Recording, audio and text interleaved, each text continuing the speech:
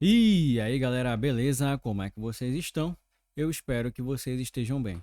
Estou gravando esse vídeo para compartilhar com vocês um novo aprendizado que eu tive enquanto eu estava desenvolvendo mais um entre os vários desafios que eu venho fazendo ao longo do tempo. Eu venho fazendo esses diversos desafios para fixar o meu conhecimento e me desafiar a aprender coisas novas. E o que foi que eu aprendi dessa vez? Foi uma coisa chamada Factory Method. É um design pattern chamado Factory Method. Antes de falar como é que eu utilizei isso no meu projeto, eu gostaria de apresentar a problemática para vocês. Então, antes de mais nada, o desafio que eu estava desenvolvendo quando apliquei o Factory Method era esse desafio da wall, que muita gente conhece, muito youtuber já fez vídeo sobre esse desafio, tá? É o desafio da wall host. Então, eu vou contextualizar vocês, já estou aqui no meu repositório do meu projeto, e aqui no meu arquivo readme, né, eu tenho a arquitetura de referência que foi proposta pelo desafio. Então, basicamente, galera, é o seguinte: a gente ia ter que fazer um cadastro para um jogador, e esse cadastro tem diversas informações pessoais, nome, e-mail, etc. E tem uma informação chamada codinome, que nada mais é que um apelido. Porém, esse apelido ele não vai ser diretamente escolhido pelo player. Esse apelido vai ser escolhido aleatoriamente pela nossa aplicação, ou seja, nós temos que fazer um algoritmo para sortear aleatoriamente esse codinome. Só que antes de sortear esse codinome, a gente tem que obter a lista, correto? E essa lista, ó, como está representado aqui na arquitetura de referência, essa lista vai ser obtida através de uma requisição. Ou seja, nós vamos fazer uma requisição para um serviço externo e esse serviço externo vai retornar para a gente um objeto contendo todos os apelidos. Então, como vocês podem observar aqui na arquitetura de referência, nós temos duas possíveis listas de apelido. Uma lista chamada Liga da Justiça e uma lista chamada Vingadores. Legal. Então, percebam que nós temos duas possibilidades. Ou seja, se o jogador escolher Liga da Justiça, eu faço uma requisição para esse endereço. Se o jogador escolher Vingadores, eu faço uma requisição para esse endereço aqui. Então, agora eu vou mostrar para vocês qual foi a minha primeira solução para esse problema, tá? Então, eu vou mostrar para vocês uma versão antiga do meu código. Ela não está mais assim, tá? Ela já foi refatorada. Então, na minha versão antiga, a minha classe de serviço, responsável por registrar o jogador, ela era altamente acoplada. Ou seja, ela tinha dependência para todas as classes de serviço. Ela era dependente, ela tinha injeção de dependência para cada uma das classes de serviço que era responsável por fazer essa requisição para obter as listas. Além de ela ter esse acoplamento dessas classes de serviço, ela era cheia de if else, ó, como vocês podem observar, cheia de if. Para cada situação eu tinha um if. Então, se ele escolher essa lista, faça isso. Se ele escolher essa outra, faça aquilo outro. E concordo, apesar do código ser funcional, isso não é bom. Por que não é bom? Porque compromete a visibilidade do código, ou seja, fica um código difícil de entender, fica um código muito extenso, compromete a extensibilidade do código, porque vejam se vocês concordam comigo. No momento, eu só tenho três possibilidades, que no caso, ou é Liga da Justiça, ou é Vingadores, ou é as duas juntas. Ou seja, eu teria que mesclar as duas e obter um apelido. Só que, e se o nosso projeto crescer, e em vez de ter duas, agora a gente tem 20. Então quer dizer que o meu código vai ficar com 20 ifs e elses aqui? Então não é adequado, né? O código iria funcionar, tá? Mas não é adequado, porque a manutenção fica difícil, a nossa classe fica altamente acoplada. Então vocês já imaginaram se eu tivesse 20 injeções de dependências aqui na nossa classe, então não fica algo legal. Como foi que eu resolvi isso, tá? Então, essa aqui é a minha classe antes do refatoramento e essa aqui é a minha classe depois do refatoramento, tá? Percebam que não tem mais nenhum if e que agora nós temos apenas 3 dependências, ó. Antigamente nós tínhamos 6 dependências e era cheio de if. A classe era gigantesca. Então percebam que ao utilizar o Factory Method, o código da minha classe ficou muito mais clean, muito mais fácil de entender.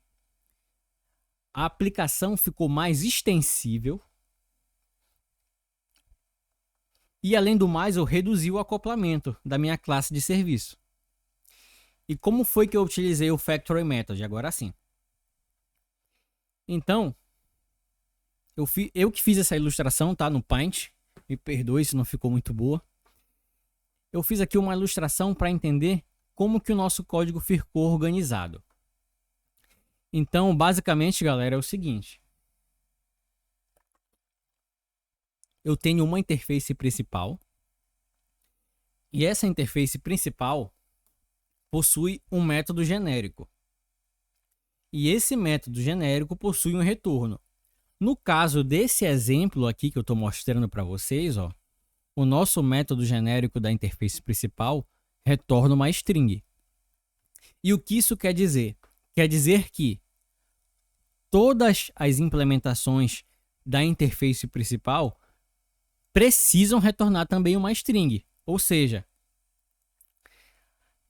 como vocês podem ver, a nossa interface A, que implementa a nossa interface principal, ela retorna uma string chamada José. Já a nossa interface B, que também implementa a nossa interface principal, ela retorna uma string chamada Carlos. Então percebam que, apesar de retornarem valores diferentes, elas estão cumprindo o contrato, é uma string. Então, nós temos uma interface principal e nós podemos ter diversas implementações diferentes para a nossa interface principal, desde que elas cumpram o contrato. Então, basicamente o que eu fiz foi, eu criei uma interface principal que retornaria uma lista de strings e nessa lista estaria contido todos os nossos apelidos e cada interface dessa lá no meu código era uma classe de serviço que implementava a interface principal e dentro dessa classe de serviço eu tinha toda aquela lógica, né? Que fazia uma requisição e retornava uma lista específica. Então agora, basicamente, para cada if, eu tenho uma interface que implementa o método genérico e retorna um valor. Só que, além da interface principal e das suas implementações, eu tenho uma outra classe chamada Factory. O que a nossa classe Factory vai fazer?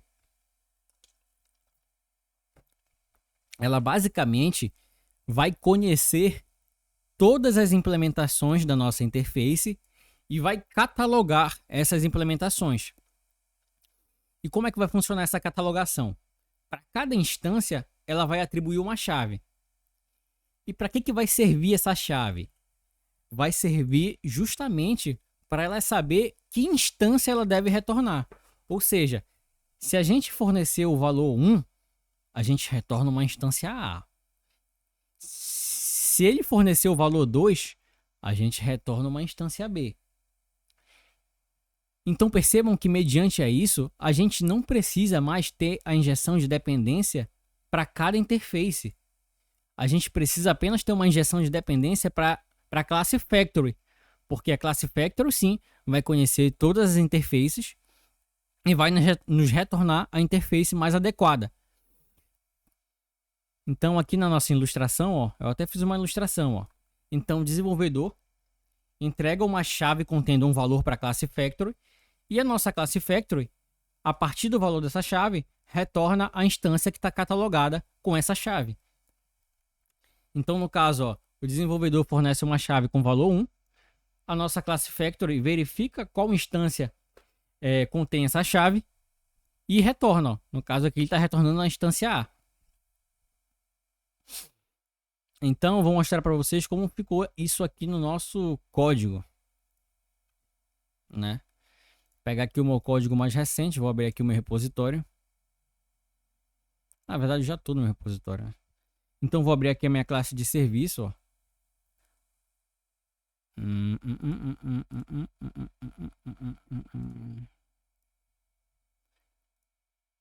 Tá aqui a meu pacote de serviço. E dentro do meu pacote de serviço, eu tenho aqui a minha interface genérica, chamada CodeNomeList, que retorna uma lista de strings. E no caso, essa lista de string vai ser a lista de apelidos.